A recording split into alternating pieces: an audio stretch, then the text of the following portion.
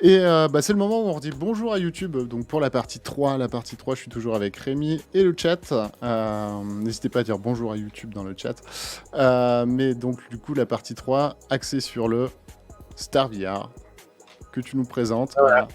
Le Starvia. Que tu nous présentes ici, un petit monstre basé... alors le Star VR, hein, si on le refait, du coup, vous retrouverez sur notre chaîne YouTube d'ailleurs principale le test de Nick, parce qu'il s'était déplacé directement dans vos locaux.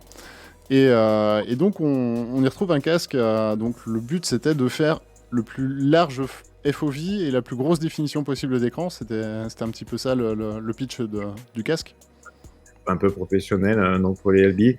Et au jour d'aujourd'hui, c'est toujours le casque qui a la plus grande field of view. Il n'y a pas photo, puisque le casque couvre en fait 210 degrés de champ de vue total, 60 degrés par œil, avec un recouvrement de 60, je crois, pour la partie stéréo. Okay. On retrouve un réglage IPD mécanique. Dans les casques avec faible field of view, en fait, il y a énormément de parties qui est stéréo, puisque c'est vu par les deux yeux. Mais dans les casques à large field of view, il y a une grosse partie en fait qui est visible que par un œil de chaque côté. Ouais, tout à fait, forcément.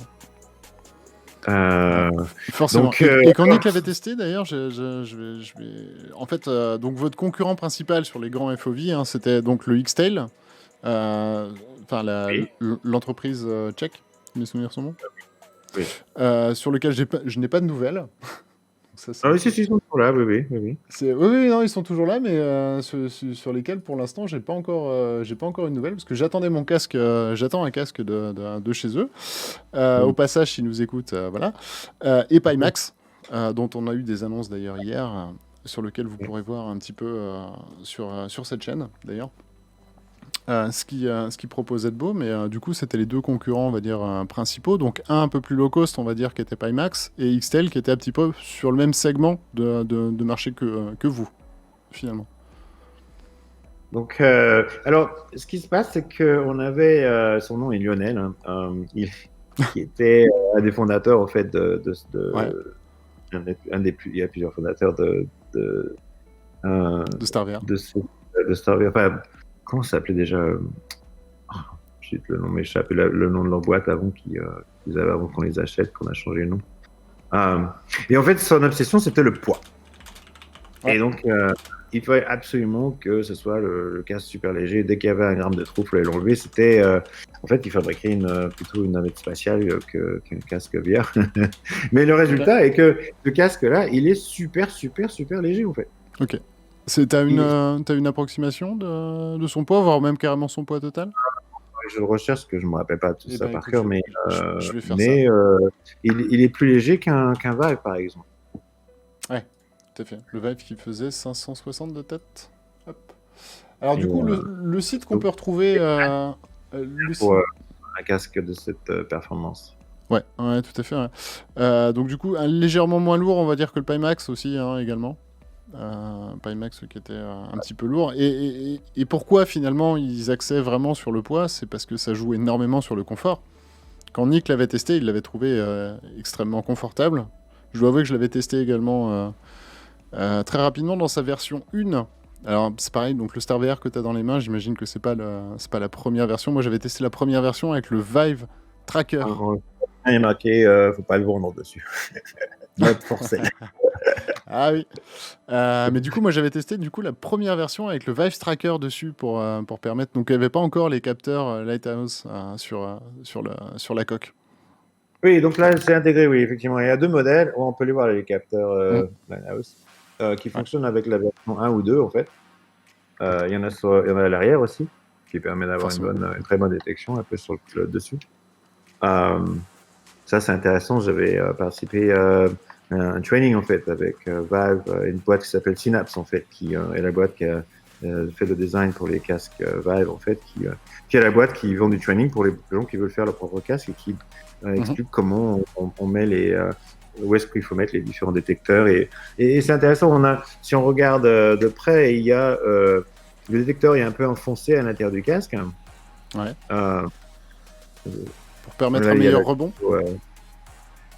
Est-ce que les gens voient? Je sais pas. Alors, est-ce qu'il voit le carénage? Ouais, tout à fait. Non, on voit bien le trou, il n'y a pas de problème. Et donc le trou, en fait, il n'est pas du tout symétrique. Et on voit que c'est une espèce de cône qui a été coupé à l'intérieur. Et les différents détecteurs, en fait, ont des cônes qui sont différents en fonction de là où ils sont. Et en fait, ça permet de couper, en fait, s'il y a un rayon qui arrive de ce côté-là, par exemple, il ne va pas toucher ce détecteur, d'accord? Et il va toucher celui-là à la place. D'accord. Et donc, c'est assez compliqué, en fait. Tout ça, il y a un modèle mathématique de tout ça qui permet d'optimiser, en fait, le nombre de rayons qu'on va pouvoir recevoir et la qualité du tracking. Et ce casque a un tracking exceptionnel, en fait. Il fonctionne très, très, très, très bien. Bien qu'il soit complètement symétrique, qui était un challenge à faire. On voulait qu'il soit joli et aussi avoir une très bonne performance. Alors tout le poids, en fait, il est là, le poids. Il est là dans les lentilles. Ouais, c'est et ça. En fait, ça, c'est la partie qui a coûté le plus cher à mettre au point. En fait, on a des lentilles vraiment particulières. Qui sont brevetées chez vous. Et oui. Et qui, soi-disant... ce qui était intéressant, d'ailleurs, c'est les premières versions de lentilles. On les a retrouvées dans des Pimax, il paraît. Ouais. Apparemment, effectivement, c'est ce que j'ai entendu. Alors, on l'a pas... Pimax me l'a pas confirmé, forcément, mais oui, effectivement, c'est ce qui circule. Ce problème, c'est que quand on fabrique des choses comme ça, on les fabrique en Chine, donc il y en a qui tombent du camion, quoi, et puis ils en fabriquent un petit peu plus, un petit peu plus, et puis ils les donnent à d'autres personnes, quoi. Mais alors, ce qui s'est passé, c'est ça, c'est une nouvelle version de lentilles, en fait, et elles sont beaucoup mieux parce que les lentilles qu'on avait avant, elles avaient des problèmes de distorsion. Ouais. Du coup, qu'on retrouve sur le Pimax, d'ailleurs. Du coup, ils ont ça aussi en même temps, ouais. Alors que celles-là, elles ont plus. Celles-là, elles ont été faites en Suisse, en fait. D'accord. Et du coup, ça veut dire que sur un Star VR, on n'a pas de distorsion du tout sur le champ de vision? Non. Et donc, il y a deux raisons pour ça, en fait. Il y a d'abord la qualité des lentilles qui permettent d'avoir une densité de pixels qui soit manageable, qu'on peut manager, en fait. Et deuxièmement, parce que dans chaque casque Star VR, il y a un eye tracker. Ouais. Et ça, c'est vraiment important. Et on va retrouver ça. Alors ça, c'est un truc qui va être important de plus en plus dans la VR et les AR. Tout le monde va avoir des eye trackers. C'est obligé parce que on peut faire des choses fantastiques avec un eye tracker. C'est pas seulement pour savoir où les gens regardent. Non, mais notamment le rendu fovéal. Voilà, ça c'est un autre cas d'assaut. Mais alors juste un truc qu'on fait avec le Star VR, on avait aussi on avait du fovéal rendering dans le SDK, etc. avec ça. Mais une des choses qu'on fait avec le eye tracking, c'est qu'on mesure le IPD automatiquement et on va apporter la correction. calculer les matrices de distorsion en fonction de la position de l'œil. Ouais, et ça c'est génial, effectivement, c'est le casque qui s'adapte à votre morphologie. Parce que j'imagine qu'avec ce système-là, on peut être asymétrique. C'est-à-dire qu'on n'a pas forcément une IPD égale. Si on tire un axe de symétrie au niveau du nez, on n'est pas tous égaux. Oui, enfin bon, ça dépend où est-ce qu'on met son nez, quoi. Il y a toujours un peu de... Oui, il y a un peu de battement, oui, tout à fait. C'est ce qu'on avait fait ici, en fait. Quand on met le casque, on affiche des indications qui permettent de savoir si le casque est orienté correctement comme ça, s'il n'est pas trop bas, et aussi s'il n'est pas trop à gauche ou pas trop à droite. Alors, pour le cas de quelqu'un qui aurait une IPD asymétrique, ça veut dire que le casque va se retrouver un peu à gauche ou un peu à droite par rapport au nez, mais il va être centré par rapport aux yeux. Ouais, voilà, c'est ça. Et du coup, on gardera un confort visuel maximum, en fait. Voilà. Et donc ça c'est un truc intéressant. On a bossé là-dessus quelques fois parce que c'est bon, les gens. Ce qu'on a fait, c'est qu'on l'a mis automatiquement et les gens étaient habitués à l'interface et ça prenait 10 secondes pour régler le truc et c'était très très très content d'avoir une image parfaite. Mais au départ, c'était assez bizarre parce que si je dessine un icône par exemple et je mets une flèche qui dit bon, bougez vers le bas, est-ce que ça veut dire qu'est-ce qu'il faut que je baisse le casque ou il faut que je monte le casque? Parce que quand je monte le casque, l'image elle baisse, mais quand je baisse le casque, c'est peut-être ça qu'il faut que je fasse. Donc c'était impossible d'arriver à dire aux gens ce qu'il faut qu'ils fassent. En tout cas, ce qu'il y a de certain, c'est qu'il est impossible pour quelqu'un de trouver son IPD Il y a des casques, des manettes comme ça, là, où on peut bouger l'IPD. Et puis, alors on regarde dedans, puis on va tourner la manette, et on dit, ah ouais, ça doit être ça, mon IPD. Alors ça ne marche pas, quoi. C'est physiquement impossible de régler son IPD. La seule façon de régler l'IPD, honnêtement, c'est soit d'avoir un eye tracker, soit de la connaître. Donc d'aller chez un opticien et dire c'est quoi mon directement IPD. de se la faire mesurer et compagnie. Ouais. Et ensuite de la mettre de la dial à l'intérieur du casque en mettant la bonne IPD. Et c'est fondamental. Et parce qu'il se passe, voilà, si j'ai pas la bonne IPD, je peux très bien avoir une image très nette, même avec la mauvaise IPD. Mais si j'ai pas la bonne IPD, quand je vais bouger, le monde va soit être trop grand, soit trop petit. Il va avoir une distorsion qui est non linéaire par rapport à la rotation. Et ça rend malade. C'est ça. C'est que ça peut rendre effectivement malade les gens. Et c'était l'un des trucs que les gens reprochaient effectivement à des casques comme l'Oculus Go. C'est ce qu'on reproche aussi sur le Rift S. Même si, bon, voilà, ils ont fait le choix d'avoir, entre guillemets, une correction software. Mais qui ne suffit pas. C'est vrai que le Rift S, c'est une correction software sur le. Ouais, tout à fait, mais beaucoup plus précise que. La différence, c'est qu'on a les lentilles ça veut des lentilles vraiment plus différentes qui permettent un ajustement, qui fonctionnent avec différentes positions de l'œil. L'œil peut être et on peut le réajuster derrière. Voilà. Ouais. Mais oui, mais le Rift S, oui, non, bon. Bon. Ah, mais c'est un casque qui est vendu pour le très grand public, là, on va dire. Hein. Voilà. On n'est plus du tout dans la gamme. Il y a de gens aujourd'hui qui prennent un Quest et un Quest Link que un Rift S. Ouais. Ah bah moi personnellement, oui, c'est mon casque pour des applications Oculus, c'est vraiment mon combo. Mon combo, c'est vraiment l'Oculus Quest et le câble Link. Ouais. Exactement. Ouais, tout à fait. Tout à fait. Alors sur Fufu nous dit, c'est Manu qui a fait ça. Alors je sais plus de quoi on parlait exactement quand on parlait de ça, mais voilà. Et je ne sais pas qui est Manu. Marquez, c'est donc la personne qui faisait des démos à AMD. On est parti ensemble faire donc une startup qui s'appelle Flare pour faire des game engines, qui a été rachetée par Starbreeze. D'accord. Voilà. Et c'est Manu qui a démarré en fait, qui a racheté la boîte Infinivision ou un truc comme ça. Infinite VR, voilà. Et qui a démarré StarVR. D'accord, ok, ça marche. Et donc, StarVR, donc c'était porté par Starbreeze. Starbreeze, gros scandale financier, j'ai pas tout compris, je sais même pas vraiment comment ça s'est réglé, mais en tout cas ça a eu d'énormes répercussions sur vous, vu que ça a été l'abandon finalement du projet StarVR. On lui coupe les ailes en plein vol. C'est assez triste. Alors, ce qui s'est passé, c'est qu'en fait, Starbreeze tout seul ne pouvait pas faire un casque VR et on a trouvé un partenaire, Acer, qui a pris toute la partie hardware. Donc, Acer fabrique le hardware,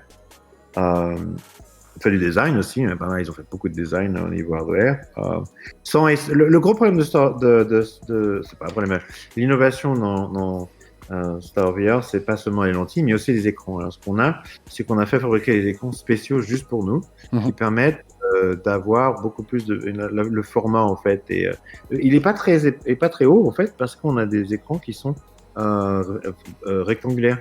D'accord. Alors que faire des casques où ils n'ont pas pu faire fabriquer leurs propres écrans, ils sont retrouvés. On parlait du casque. Je vais dire allemand, tchèque, comment ça s'appelle Xtel. Voilà. Donc eux, ils ont des casques beaucoup plus gros en fait, parce qu'il y a toute une partie de l'écran qu'ils peuvent pas utiliser pour des problèmes de géométrie, parce qu'ils n'ont pas, ils ont pas pu fabriquer leur propre écran. Alors, Acer, ils fabriquaient des écrans pour les PC, fabriquent des PC, etc. Donc ils avaient l'impression et ils ont pu forcer en fait les distributeurs à fabriquer des écrans juste pour nous. En fait. Donc c'est comme ça qu'on est arrivé à faire ce casque. Ah, merci à toi Servus21 pour le follow, c'est super cool. Installe-toi, prends un siège et instruis-toi sur la VR. Ok, maintenant j'ai une petite question, alors tu me dis si tu peux y répondre ou pas, hein, mais StarVR du coup, donc ça c'est terminé. Moi, avec Nick, sur ETR en tout cas, pour nous c'était un petit peu la fin du projet, hein. C'était la fin, on s'attendait même plus à en retrouver en vente. Et là, suspense, il y a à peu près 1 mois et demi, si mes souvenirs sont bons, bam, une annonce tombe, le StarVR est en vente. Oui. Oui, en fait, ce qui se passe, c'est que ce qui s'est passé, c'est qu'il y a eu un conflit politique, on va dire, entre Acer et Starbreeze. Donc Starbreeze cool, mais moi je bossais pour Starbreeze. Oui, moi je bossais pour Starbreeze en fait. Donc il y a une boîte qui s'appelle StarVR qui est vide en fait. D'accord. Et Starbreeze fait le logiciel Boîte et un a peu les fictive. IP que qu'on démarrer, et Acer fait le hardware et la vente. Et donc à un moment donné, Starbreeze cool et dit à Acer, bon ben on a besoin d'argent, rachetez-nous notre part. Et bon, ça s'est très mal passé parce que c'était des sommes incroyables qu'ils demandaient et ça n'avait aucun sens puisque Acer avait financé la plupart du projet déjà. Oui, du coup, Donc, oui, c'était un peu. bon, ça vous. Ouais, enfin moi je vois, bon, attends, c'est pas possible qu'Acer puisse dire oui à ça, quoi. Ça n'avait aucun sens, quoi. Donc bon, bah voilà, ça s'est terminé. Acer a arrêté tout. Alors, bon, bah, en fait, Acer était prêt à nous réembaucher, en fait. Ah oui, Pour prêt continuer le à projet. réinterner le projet chez eux, en fait. Moi, j'ai reçu une offre d'emploi de Acer pour continuer mon boulot. Et 2 jours après, j'ai reçu un coup de téléphone qui dit bah non, finalement. Ah, ouais, c'était pas très stable, on va dire. Ouais. C'est assez rocambolesque comme histoire. Mais Ouais. oui, non, c'est très triste. Et alors, ce qui s'est passé, c'est qu'Acer a tiré sur la prise, pull the plug, comme on dit en français, je sais pas, arrêter tout. Le jour même où on allait vendre les casques. Donc on a, Acer a, je ne connais pas le nombre exact, mais on va dire des centaines de casques dans un... À écluser. Pardon. Ah oui.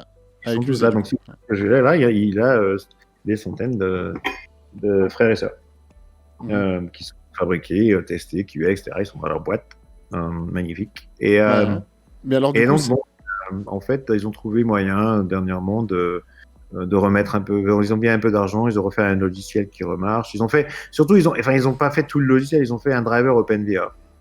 Ouais. Donc il n'y a pas de SDK, il n'y a pas de foveated rendering, il n'y a pas tout ça, mais ils ont un logiciel minimal qui permet de prendre des applications OpenVR, SteamVR et de les jouer sur le casque comme à l'époque en fait. Donc c'est exactement c'est les casques de l'époque avec un logiciel un peu réadapté pour et donc j'ai joué à par exemple Alix avec et tu as beaucoup de chance. Et tu as beaucoup de chance d'avoir problème. fait Half-Life Alyx avec ce type de casque. Mais alors, du coup, ma question, tu la vois venir. Est-ce que tu conseillerais, et on viendra aux questions du chat, on voit quelle dimension pour les écrans et tout ça, on va y venir aussi toi après. Est-ce que tu conseillerais finalement à notre communauté, par exemple de passionnés, même des développeurs,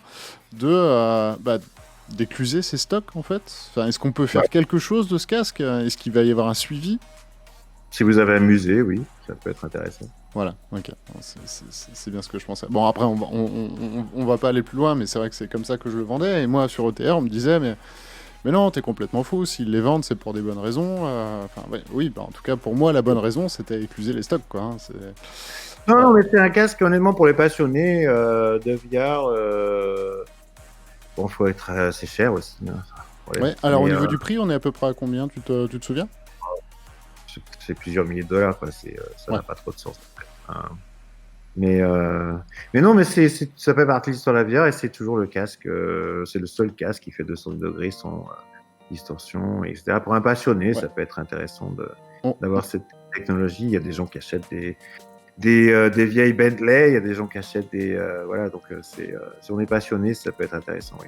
Ouais, ok. Parce que du coup, est-ce que tu as eu besoin de faire quoi que ce soit dans le casque pour le faire tourner sur Half-Life Alyx, par exemple? Non. Juste installer le driver, ça marche tout seul. Okay, alors, le problème qu'il y a, c'est qu'il y a quelques jeux qui sont pas du tout compatibles. Alors, je vais expliquer ce qui se passe, en fait. C'est que le casque, pour pouvoir faire 200 degrés, on s'aperçoit que le casque est en forme de V. Et ça veut dire qu'il y a des écrans qui sont orientés comme ça et comme ça, d'accord? Et ça veut dire que quand l'application calcule l'image, elle doit prendre en compte le fait que les écrans sont pas juste plats avec une image à gauche et une image à droite, mais que les images sont tournées. Et bien, il y a quand même, alors ça existe dans l'API depuis très très longtemps, mais il y a des applications qui n'utilisent pas ça correctement. Et donc forcément, ces applications-là, quand on les met dans un store VR, on va avoir l'impression de loucher tout le temps. Alors ça, elles ne sont pas utilisables. Elle marche très bien sur tous les autres casques qui n'ont pas le large field of view parce que eux, ils sont plats en fait.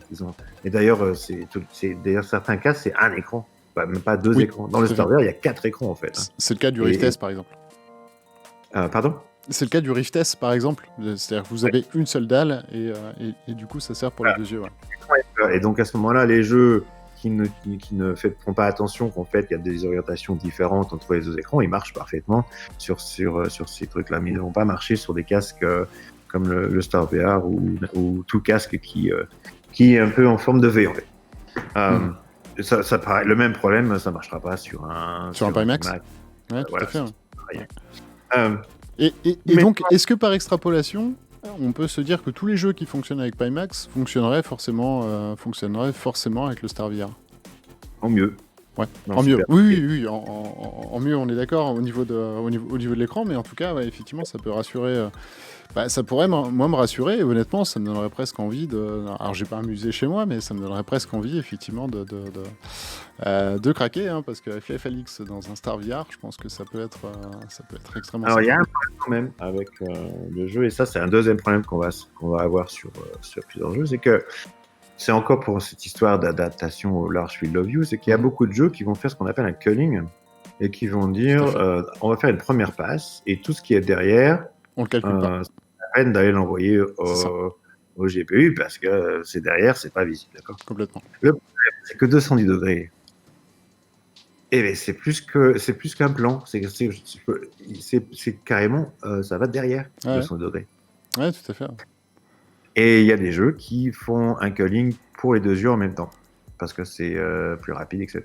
Et on peut pas faire de culling de plus de 180 degrés, c'est pas possible. Si on fait pas un culling pour chaque œil, voilà. Ouais. Donc, et du coup, on se retrouve avec du glitch. C'est donc le fameux clipping en fait sur les côtés.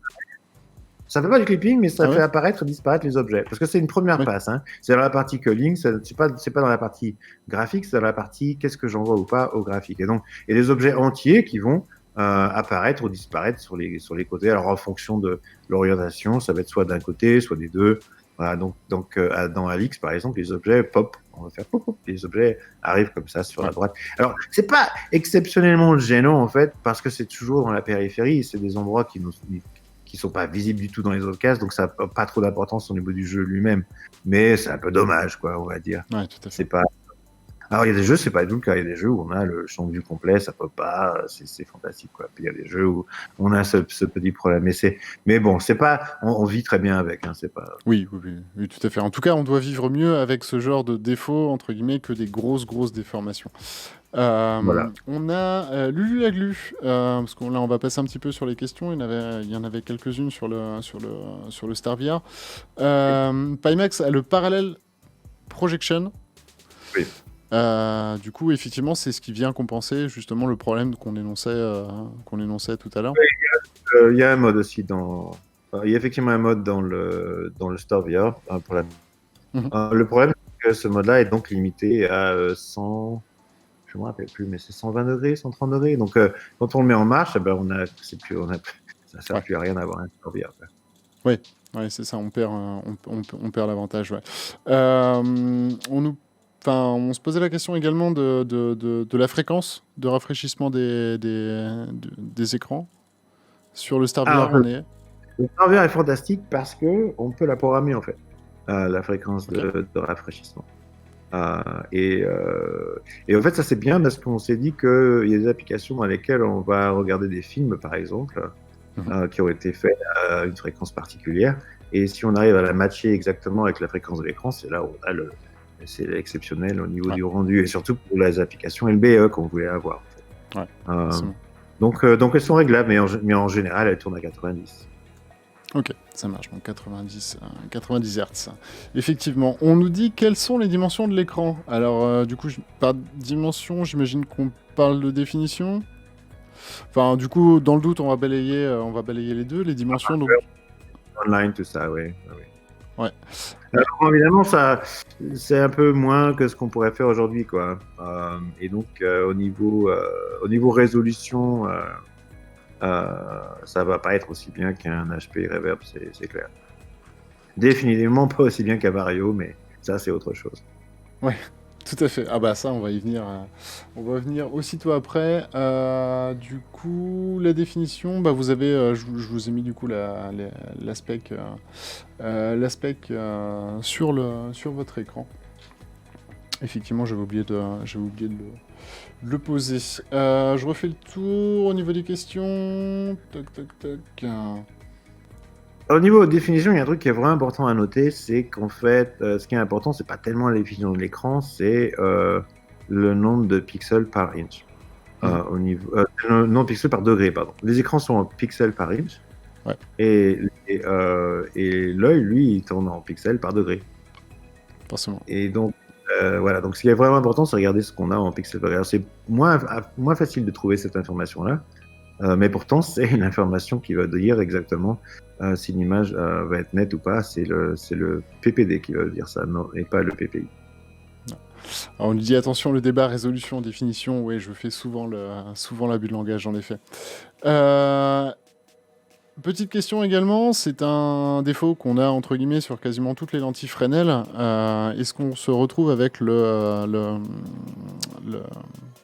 l'effet un peu blurry du coup qu'on peut avoir et les traces lumineuses? Là, on les a refaites avec du vert en fait. Et donc, il y a énormément de boulot qui a été fait au niveau de Acer justement sur les lentilles et elles sont vraiment exceptionnelles en fait ces lentilles. Ouais. Du coup, on les retrouve pas. Ok, ça marche. Est-ce que à tout hasard, bon, on reverra ça, mais est-ce qu'à tout hasard on pourrait contacter Acer justement pour dans une logique d'écouler les stocks, je sais pas trop s'ils ont des press units, enfin des unités, enfin des casques pour nous pouvoir faire des reviews, mais ça vaudra le coup si jamais tu as les contacts en off pour qu'on essaye. On a à dire parce que tous les gens que je connais, ils ont été virés quand on a fait Starvier, donc ça a été repris directement par Taïwan et donc je sais pas trop, pas trop qui bosse là. Dommage. Mais en tout cas, on tentera, puis on vous apportera si on me dit un Starvier en cadeau sur le live. Non, sur ce live-là, malheureusement, il n'y aura pas de giveaway, il n'y aura pas de Starvier en cadeau, il n'y aura pas de Vario en cadeau, vous vous imaginez bien. Voilà. Mais bientôt, quand on sera à des millions d'abonnés, en tout cas, ce sera avec grand plaisir si un jour on peut se permettre de le faire. Effectivement, du coup, moi j'ai plus de questions sur le StarVR et je pense qu'on a fait un petit peu le tour et il va être maintenant temps de passer au vif du sujet et aux recherches et au futur. J'ai nommé le casque Vario, alors il y en a 3, on va y venir. C'est le moment également de dire au revoir à YouTube pour la partie 3. Et puis voilà, retrouvez-nous donc pour la partie 4, toujours avec Rémi, pour présenter les casques Vario, pour le coup. Allez, à tout de suite.